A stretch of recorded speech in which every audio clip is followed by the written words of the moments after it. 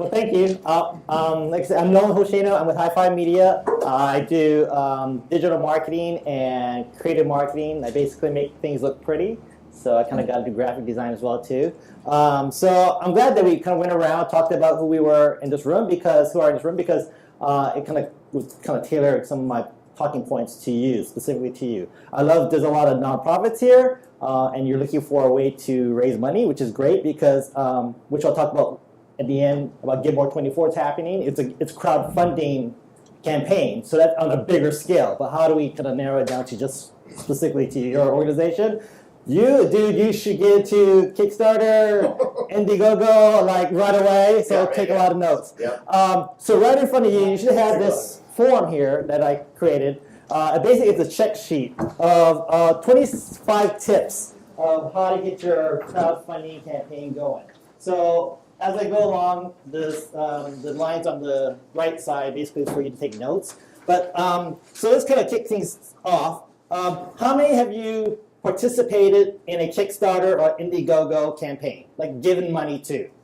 And how was that experience? Like, was it a good experience? Did you get what you expected? Was it? Yeah? I got exactly what I expected. What did you kick for? I kicked in for a friend of mine that was starting a brew pub in Wyoming. Okay. And it was great. It was a great way to help him from afar. Right. And kind of see him get things started. And got exactly what was on the tier base. Okay. So wonderful. Right. What about follow-up? Did you get anything? What was a friend of yours? Anybody? Yeah, exactly. It was a friend of mine, so yeah, right. Definitely got a lot of follow-up. What about those who participated in the Kickstarter or crowdfunding campaign that didn't know them? Like, did you get any type of follow-up? Because that seems to be the disconnect. Once you give them money, you don't hear nothing back from them. So that's kind of one of my points I'm going to talk about. But what about negatives? There's always negatives. No? All right. So crowdfunding, another alternative to getting your business started. Basically, right? Crowd helps you fund your idea. And there's different types of crowdfundings. There's like donation-based crowdfunding, which is what Give More 24 is about for nonprofits. There's reward-based crowdfunding, which is Kickstarter and Indiegogo. There's equity-based crowdfunding, where you have some stake in that company.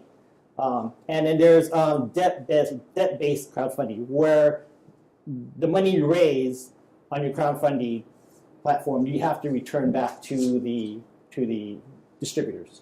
So, so the one we're going to talk about is reward-based crowdfunding, which is Kickstarter, Indiegogo, which also will apply to nonprofits as well too.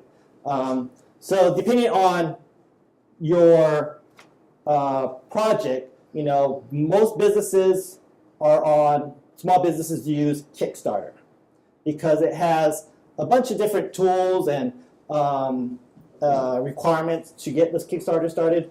One of the things I like about Kickstarter is that it's the largest platform out there now, and it raises the most money and well known. Are you going to be having notes on this, or do we need to be writing notes? Oh, is there like a slide thing?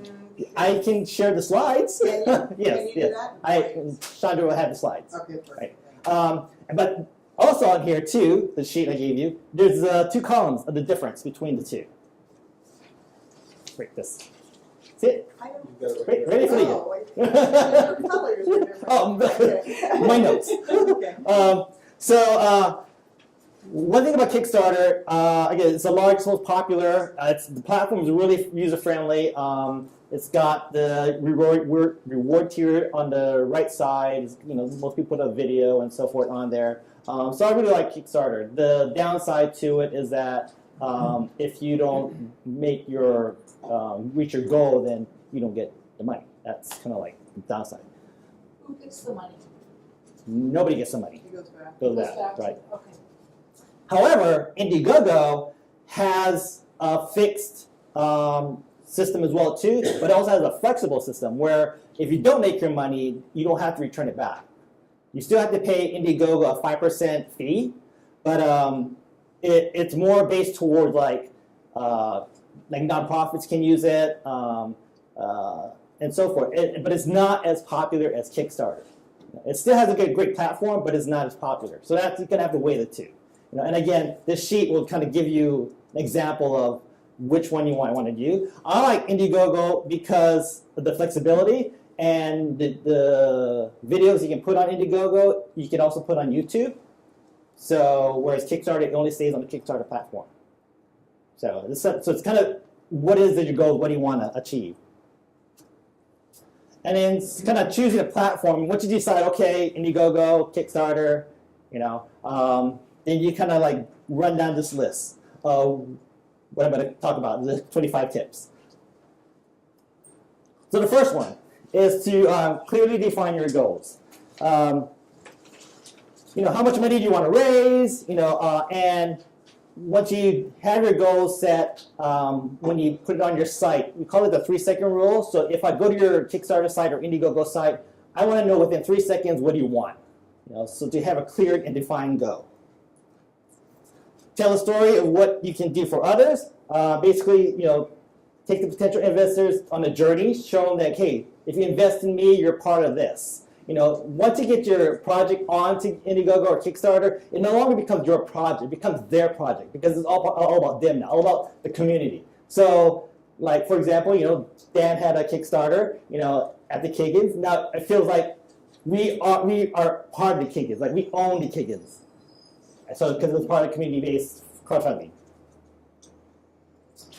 Have an eye-catching title because people screen things so fast on the internet that if you have this eye-catching title that specifically clearly says what you want, people are just going to overglance it because there's so many different Kickstarters out there now, like multiple, right? And if you don't have that one that captures people's attention, people might just scan it. Well, I noticed that you haven't mentioned anything yet about a business plan. And I've never seen anybody can raise money without a business plan. So, Do you address that? okay, so personally, so if traditionally, right, when you ask for a loan for a bank, you have to have a business plan, yada, yada, yada, yada. The new way of business, it's on the fly. You do have to have a strategy and a plan, but it's not written down specifically for all to see. Because now you're asking the community, again, based on your profile that you write on your Kickstarter campaign or Indiegogo campaign, it's going to draw them in.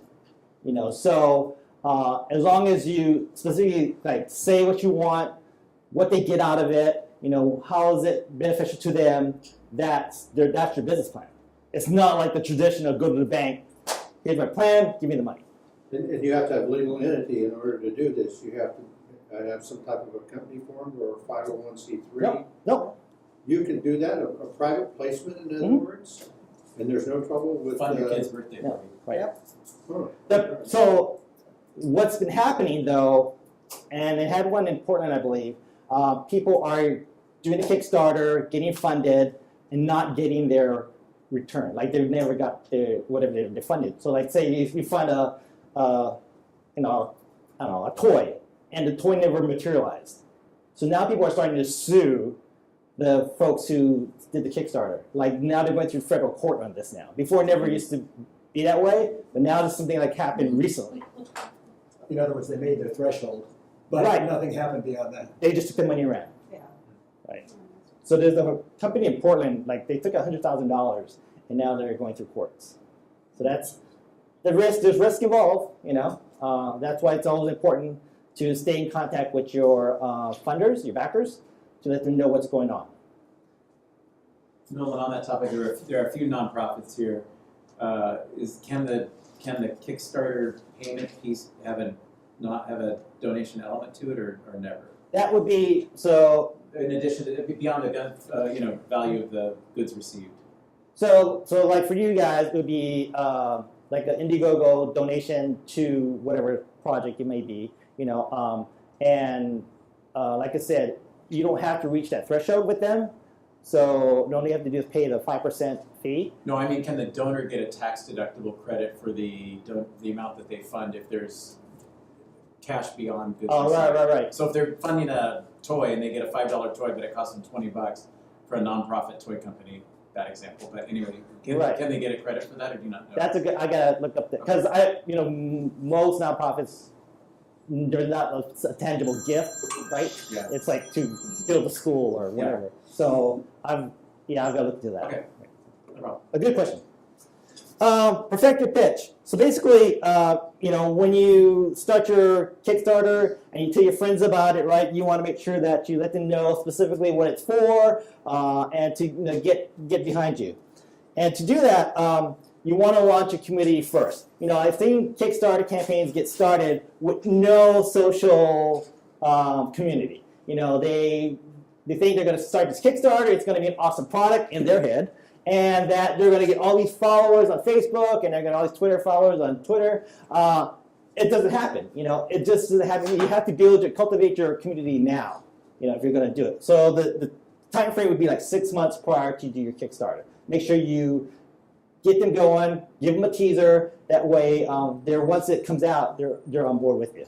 No, on the Kickstarter portion where you said that if you don't meet your goal, then you don't get the money. Do you just then lower your goal? You can go back and redo it again. And people have done it multiple times. Like they didn't reach their goal, so they start up another Kickstarter I campaign. guess what I'm asking is, should you just kind of go in with a low amount in the beginning so that you make sure you get it? Right. There's a lot of effort, So don't set your limits so high that you don't think you can reach it, because if you do a Kickstarter, then you're not going to get nothing anyway. So get commitment from your close family and friends, because like in fundraising, you ask them first to seed the money, and reach out to your existing customers. So one thing we do with fundraising and nonprofits is that we call it the secret campaign. Before you do a launch, make sure you connect with them first, because once your Kickstarter starts, or your crowdfunding kind of starts, you want to make sure you have backers already in your pocket. Because no one likes to go to a page and see this awesome product, but you only raise $10. It's like when you do an event for Eventbrite or any type of Facebook events. Make sure you let your friends and family know, or your community know first prior to doing the event. That way, it looks like there's more people coming, right? So same thing with Kickstarter or crowdfunding. That you want to make sure that you let them know that, hey, this is coming out. Can you seed some money? We're going to launch on such and such date. So that's kind of like the back end. You're communicating with people in the back end. So you can do that through like email, or you can do it like through a Facebook group or private messages, just to get the seeders there to back your project. So a lot of the Kickstarter campaigns has a video, and they say the shorter the video, the better. And without a video, it's like there's a 35% drop for no video. So the video, you want to make sure that it clearly states what you want. Most of them, I think the ones I like, they're super funny, and it has the owner of the project present. Because you want to, you got to have that attachment to that project. You also want to have an attachment to the owner. So make sure you have a video, no more than 3 minutes, because anything longer it becomes a full-length feature movie. But yeah, that's super important. And I don't know if quality is a key, because most of us already have a camera already on our phone, so you can kind of do one through that. So as long as you get the message across. Demonstrate impact of your product. So once when you ask folks for the product, to fund your product, you want to make sure that you fulfill their need. So I don't know, a cup. Let's see. So the cooler. What do they call it? The coolest. The coolest.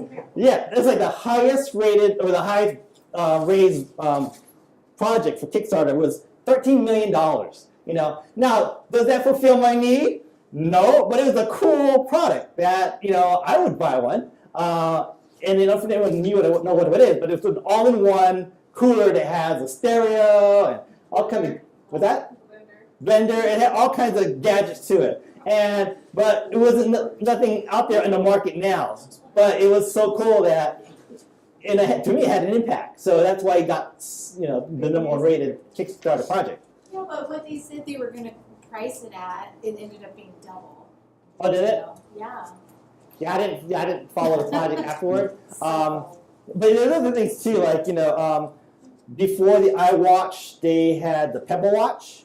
I don't know if you know the Pebble Watch. That was the first kind of like iWatch of its kind, like 2 years ago. So that again, is something unique that no one had. So I think that's another thing that an ingredient to having a successful Kickstarter campaign is to make sure you have a unique product.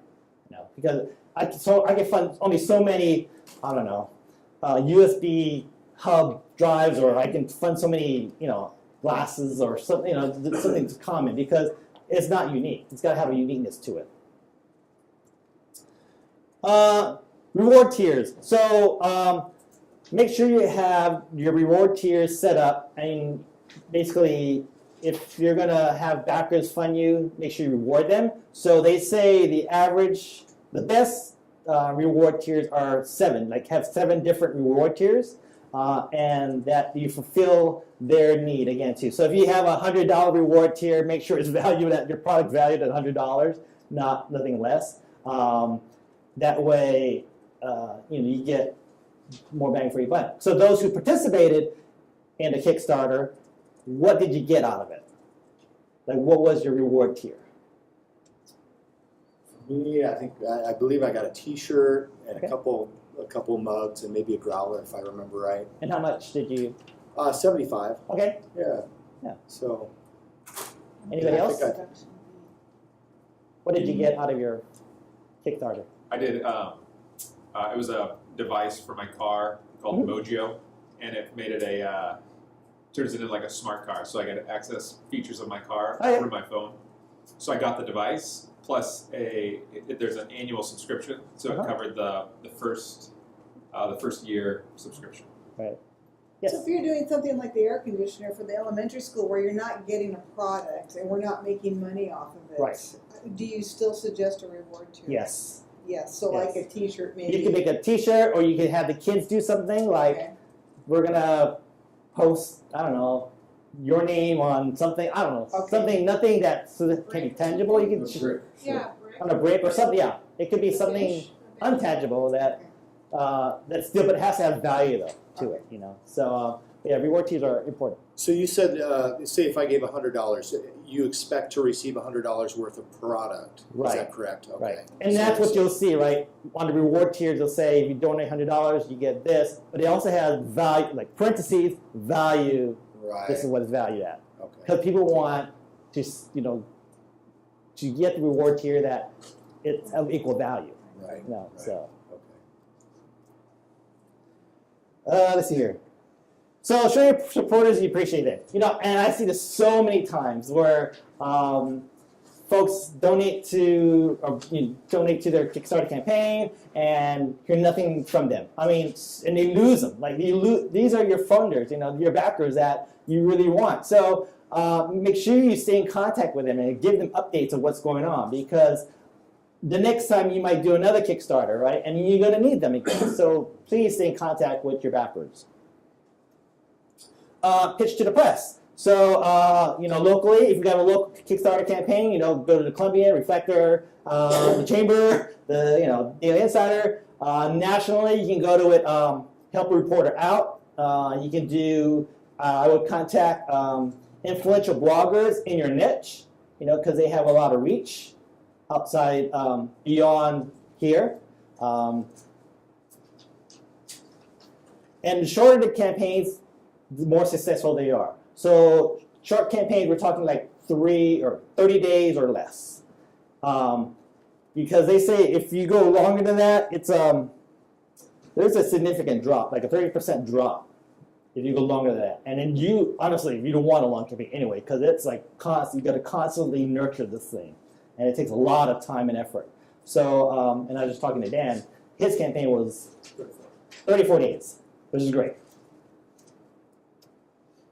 You got to spend money to make money, meaning that spending money on Facebook ads, social media ads, tangible direct mail pieces. I know you're trying to raise money, but still, if nobody knows about it, no one's going to donate to your fund, your crowdfunding campaign. So you've got to spend money to make money.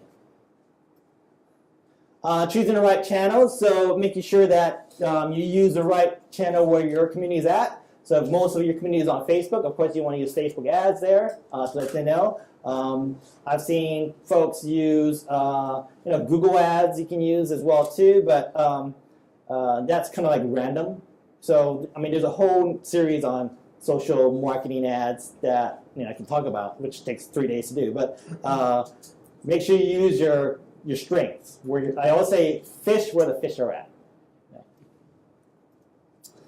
And then say leverage community through social media. Create a hashtag, because that's going to help you track your progress and what's out there, like who's talking about your product. So create a unique hashtag for your product, because let's say your hashtag car phone. Well, car phone, everybody can use a car. I mean, that's a hashtag, a common car phone. So it's hard to track. So you might want to use the name of the product, or something unique to what you're doing. The event or whatever you're trying to do Kickstarter on. Find the right marketing mix. Basically, mix it up. So when you do post on social media, make sure you post photos, or you can post, article updates, or you can, show updates of what's going on with your Kickstarter campaign. The best way to decide what works is to go into your insights and analytics in social media to make sure to see what gained a lot more traction. Most time, photos and videos gain a lot of traction. Like I said, keep your community updated on the fundraising progress. That's super, super important. I've done a Kickstarter at the beginning, and something that shows up at my door, months later, and I totally forgot why is it there? And I did a Kickstarter, I forgot that I did that, because I didn't have that connect. I wasn't getting updates of what's going on. So I lost contact with the folks that I were passionate about at the beginning, but in the end, I totally forgot about them. So as a Kickstarter, campaign, make sure you connect with the people that you're back with, and continue to keep them updated on what's going on. Even through the process of, if you're doing product, make sure they know what's going on with the product, like where's it being made, and how's we're at this part of the process of our product being launched, because that's super important. Because like I said, once you lose your folks, because you might need them again, just keep in contact with them. Nolan, on that topic, do those platforms provide those communication channels, or does that happen just via your own email or other tools that we have already? So I'm gonna let, on that part, I'm gonna let Dan talk about it. the follow through. Remember your question for me. And then track your results and refine your content. Like I said, I'm a firm believer of making sure that what you put out there is the right content and it works, rather than, okay, people say photos work, I'm gonna do photos only. And then you find out you're not getting a lot of traction because maybe in your case it doesn't work, but you kind of listen to other people. Again, always track what you're doing and analyze it and look at your analytics and insights. Learn from and steal from others. I mean, why you reinvent the wheel? There's some great campaigns out there that I've seen that wow, or you can kind of do a mashup, just get two different campaigns and mash them up together and kind of create it your own. And then it says, thank you backers, that's super important. And then more updates. And once you get your product set, once it's going out to production, the second hard part is okay, how do I want to do the fulfillment? Let's say if you do a widget, what's it going to take to make the widget, and how you can fulfill that widget. We created the social media optimization roadmaps, SMO books, these pocket-sized handbooks that that fit in your pocket. And one thing when we did it, we didn't realize that, okay, who's going to do the fulfillment? And we did a release.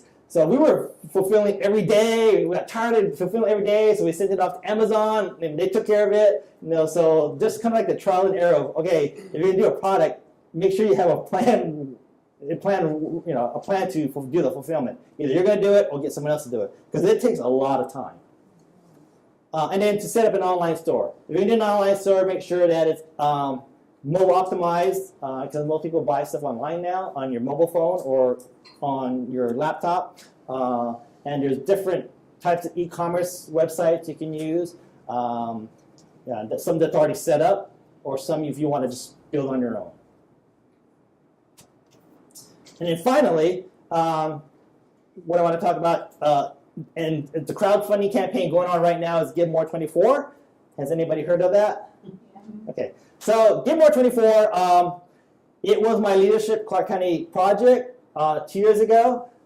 We were involved with giving it a name, giving it life, the branding, going out training nonprofits how to use this new way of giving. It's based on the Kimbia website. It's a larger crowdfunding platform. So there's Kimbia, Razoo, there's a bunch of different ones that do, but Kimbia is the one they chose. Give More 24, September 24th. You have 24 hours to donate to over 111 nonprofits this year, and just kind of watch that campaign. Tip is that if you're on social media, follow the hashtag GiveMore24, and you can see some of the creative things that some of the nonprofits are doing to raise money. Visually, their ask, their response, and the day of to see what they're doing. It's a great program. I'm super proud of it. First year out, we did it. We raised close to $500,000 to, I think, around 80 nonprofits. This year, we upped the game to over 111, and hoping to raise maybe, I'm shooting for the stars, like $1 million. So we'll see, But if you want to see like a crowdfunding happening now, that's the program to watch on September 24th. So I'm going to turn it over to Dan. We were going to need to upgrade to digital. So we started this campaign, took our logo, kind of rebranded it into a Kickstarter campaign, which we called the KIG Starter. Tried to have a clever name. Didn't do the hashtag thing back then because we were social media novices, and this was the dark ages of crowdfunding. At the time, there was Kickstarter and Indiegogo, and I think that was it. Is that correct? So we opted to started talking about doing this in the spring of 2013 and started putting the campaign together in that summer. And you guys are going to get a little history here, a little film study, because that'll be fun to present it. I don't know, it's a pretty small screen, so I'll read text up there that if it's too small. So tell you how we went about doing this in a 3-act structure. Let's see here. So Act 1. Film was getting to the point, film was largely the medium for 100 years. It was functionally the same. It was a mechanical medium, it was photographic images. In my opinion, it was fine. But digital was coming along, it was affordable, and the studios and the distribution folks were saying you were either going to convert or at some point you're not going to be able to have product because we're not going to send out film prints. So they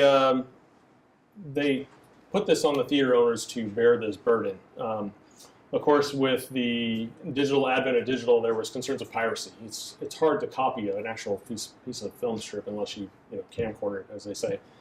But a file can be copied very easily. So there was this consortium put together in the studios and filmmakers and everybody, and they came up with these standards. Unfortunately, these standards ended up being that the equipment was prohibitively expensive. Even so much, even the multiplexes and the large chains said, whoa, because the studios were saying it's the theater's fault that movies are getting pirated, even though that really wasn't the case. If there was like nice piracy happening, nice transfers happening, it was happening prior to arriving at the theater, but such is the case, it was expensive to buy this equipment.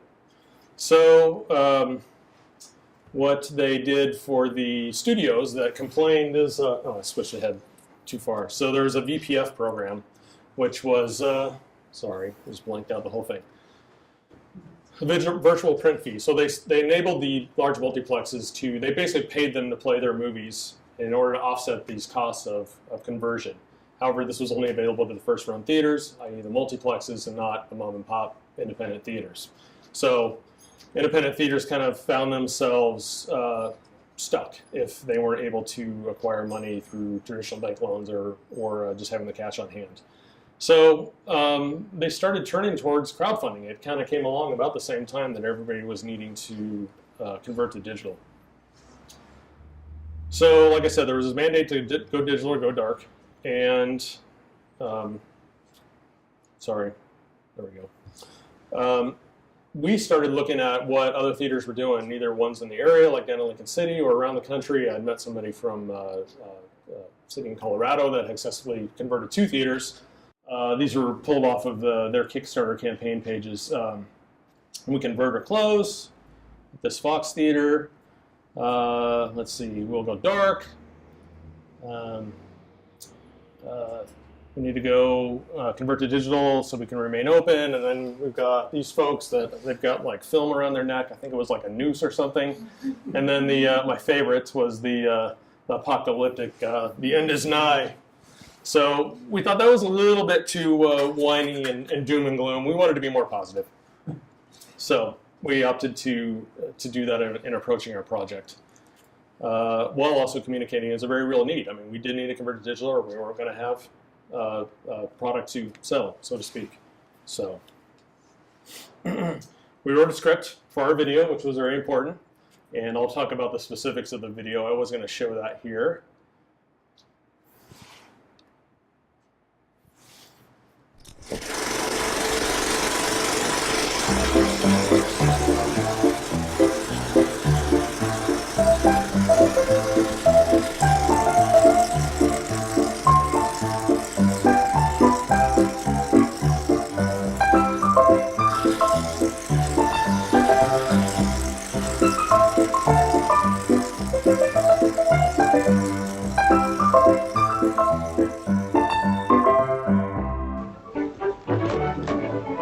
Hey Mildred, have you heard the news? There's a new movie playing next week right here at Kiggins called Becky Sharp. I've heard tell it's shot entirely in color. It's just a novelty. It'll never last. You think?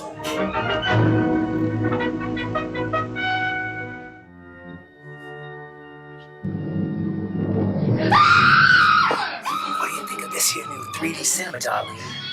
It's just a novelty, Joy Boy. It ain't never gonna last.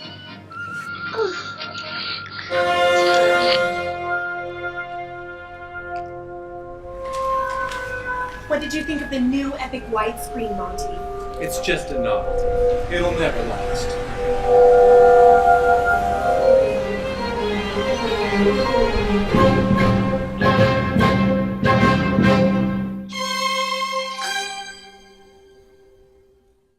Hey, turn off your cell phone. I'm really excited to see what all the hype is about this new digital cinema. Seems to be everywhere. It's just a novelty. I'm telling you now, it'll never last. Or will it? Or will it?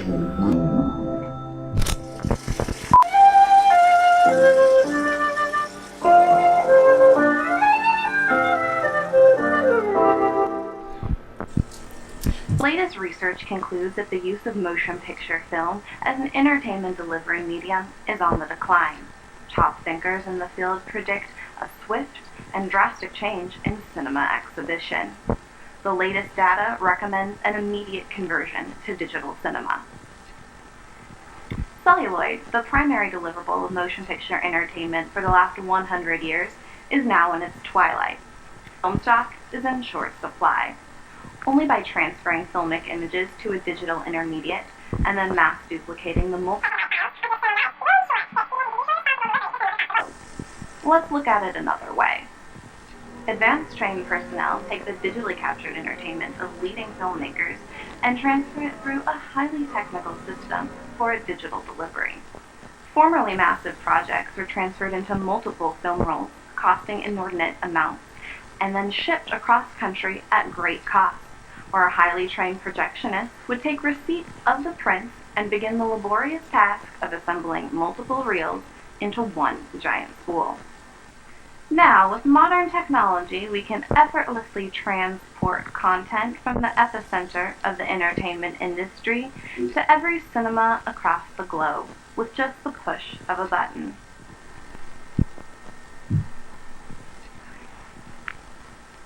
With the data that's been presented, you can see that we are entering an exciting era. Oh, I didn't hear you come in. Welcome. Welcome to this theater, the Kiggins Theater. I'm Dan, its current owner, or captain, if you will. I was just watching an instructional here about the looming conversion the old girl must take. It's a daunting task, but not impossible. Not without you, my friends. SS Kiggins needs you. Surely the crew cannot do it alone, but together with some able-walleted volunteers, we can surmount this challenge, this digital conquest, together. A successful Kickstarter campaign that we are calling a Kigstarter will allow the theater to purchase a digital projector and update its helm that is its projection booth.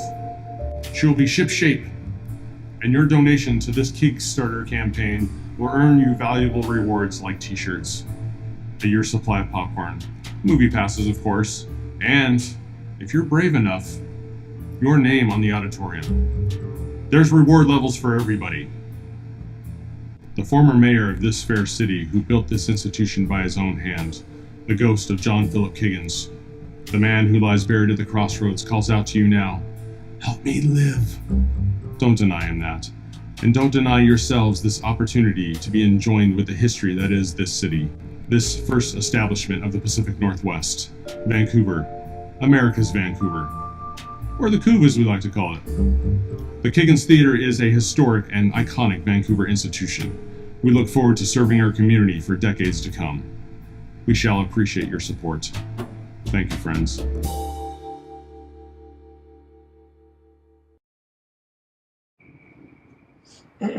Anybody time that? About twice as long as it should have been.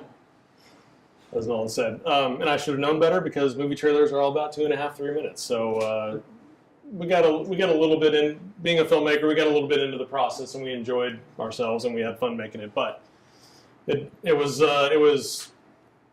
rendered a little bit less effective in that a lot of people didn't finish it. I had people like, oh yeah, I started it, but I didn't have, just today's attention span. So that would be one thing I'd go back and redo. But onto the process of this. So basically, we looked at Kickstarter, and Indiegogo was out at the time, and we thought, oh, we kind of like the do or die principle. It was motivating that you meet your goal or you don't get anything, and so that was kind of a good kick for us. So the first thing we did is we went out and we got the bid, figured out how much the projector was going to be, picked the platform, figured out what our rewards are, and I'll talk about those in a second, and then set our budget for not only the projector, but what the rewards would cost us. Pretty important thing to do, shipping and everything. Then you have to do a step, at least with Kickstarter, you have to get Amazon approval because they actually handle the merchant processing. So everybody pays by credit card, so they are receiving the credit card or the payment. And part of that, to answer your question, was we, as a business entity, had to have a business account, obviously, which requires a business plan and operating agreement and all that stuff. And you had to be approved by Amazon before we can even be vetted by Kickstarter, which was an additional step. So you kind of pre-submit your campaign, what your plan is, and they bless it. And then apart from all that is we had design and print collateral we had made up because we knew we were going to be out talking to people and making all that stuff up. So we had to essentially rebrand ourselves with taking our logo and getting the word out on what it was we were asking for. Making the video, that took about 3 weeks. I recommend, again, not doing this. I like to do it. I'm able to do it, but this was probably, if somebody was going to hire me to do that, I would charge them 10 grand because it sucked my life for about 3 weeks. You upload your video, and then once you're all set, and they say you're all set, you go live. And Kickstarter and kind of the general consensus, even back then, was to not do more than 30 days. We ended up launching, I think it was just around 4th of July weekend or somewhere. There was a weird holiday in there anyway, so we thought, oh, we better buy ourselves 3 days because we're going to lose 3 days, but we wanted to get the jump on it. So we went about 34. So that was all the kind of lead up to doing it. The production aspect to it is that you just are promoting and selling the whole time. I mean, it's just Kickstarter. I mean, it's just the only thing out of your mouth. I quit even talking about the movies for about a month. And my family was sick of me, and you know, people were inviting insurance agents. Sorry, Tony, wherever you are. Compared to me, I was just so annoying. But you have to be to that point where you're just driving because you got 30 days and it's do or die. It's not like you've got longevity in the business to be able to promote. So you do that till you're out of breath, and then the wrap up, post production, as I say. Say thanks, very important. Promote, you know, where your status and what you did. Collect the money. Was a little bit of a weird process with Amazon funding it to I had a checking account set up or registered with it, and there seemed to be a weird delay in there. And what's the part of the cost that you got to count is the percentage not only goes to Kickstarter, which was 5%, but also the credit card processing fees, which they estimated would be about 2.5–3%, and it ended up being about 3% for us. There wasn't too many Amex cards out there that were higher, so overall 8% of whatever money we raised went right off the top. Send out the rewards and thank yous. Relax and get back to doing your regular work. In our case, we were already an established company. We weren't doing the Kickstarter to get going. We were doing it to achieve, you know, a business goal. We were already in operation. So, Act 3 to this whole thing, we made and exceeded the goal. We had 85,000. The projector itself, not including a lot of components and stuff, was around 40-some thousand. We had a playback server. I don't want to get too technical, but that was another 10 grand. So anyway, it added up to where I think my ultimate installed bill, including an air conditioning unit that we had to get for that room because it was so hot, so it's basically, it becomes like a server room, was in the kind of the low 70s. And then once you fill the rewards and everything else, 85 we thought was a nice safe number. Let's see. So one of the extra gravy for me was actually, again, getting a partner out of the deal. He literally showed up on the doorstep. We were not quite open one day. He was knocking. I opened the door. He said, "Hey, I'm new to town." He was a little dubious on whether we were going to make our goal. It was in the middle of the campaign, and said he would like to come on and just help out in case we didn't make it. I said, "Well, the campaign's already started. Why don't we just let it ride?" And we ended up making it. But so it was a benefit that kind of came out of this. And another thing was that, and it wasn't really public, but like Nolan said, you kind of go out and you find your seed, your pre-investors, which I didn't do a whole lot of. I had one family member that I kind of talked to and said, "Hey, if we get close, you think you can jump in here?" And which he did. It was a pretty significant portion. So when I say we exceeded or met the goal, there was about 2/3 that we estimated. We pulled the trigger about a week or a little less than a week in on bringing that person on board, and we used it as a matching kind of thing. So nonprofit is not my world. That was a whole new learning experience for me, the fundraising aspect, even though the theater feels like a nonprofit in a way that it's a community theater. Well, other ways too. It's not my game, so I had to do a lot of learning in this process. It was pretty exhausting. So there's no such thing as free money, which we've already said. Kickstarter limitations of the communication. And just because people are emotionally invested doesn't, at least for a business, doesn't indicate success. So we made the goal, we installed the projector, then people are like, "You're fine, right?" Yeah, so they didn't necessarily, come back to buy a movie ticket, or even a lot of times redeem the one they had. But it did serve as a good general marketing tool. People knew that the Kiggins was back open and remodeled, and all the benefits of, because there was free press that came out of it, like being on KGW and in the Columbian. That was an added benefit that I didn't foresee. That just happened. And what I thought was really cool was I didn't realize a lot of people weren't, because I'd heard about crowdfunding since it kind of started in 2009 or 10. A lot of people hadn't heard of Kickstarter or what crowdfunding was, so there was a lot of education and inspiration in the community. People started doing food trucks and things like that. And, I'm not trying to take credit for that, but it was just cool to get the word out.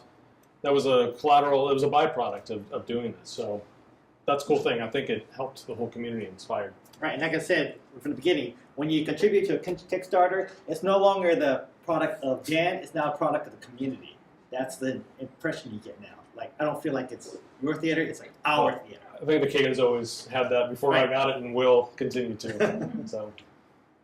Thank you guys. Mhm.